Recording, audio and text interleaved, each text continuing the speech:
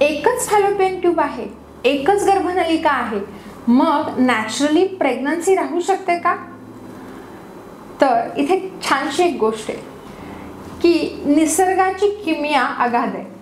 साधारण काही केसेसमध्ये असं आढळून आलेलं आहे की ज्या ट्यूब्स आहेत त्या आपल्या मोबाईल आहेत.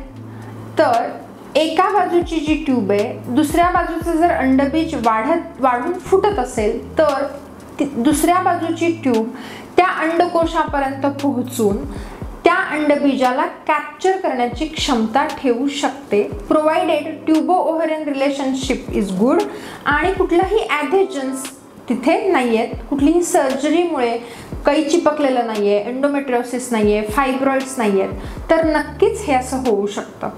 त्याच्यामुळे जर एकच ट्यूब आहे तर घाबरून जाऊ नका. याच्याबद्दलचा डिटेल्ड व्हिडिओ आमच्या यूट्यूब चॅनलवरती आहे, तो जरूर बघा. आमच्या यूट्यूब चॅनलला व्हिजिट करा, सबस्क्राईब करा, बेल आयकॉनचं बटन नक्की दाबा.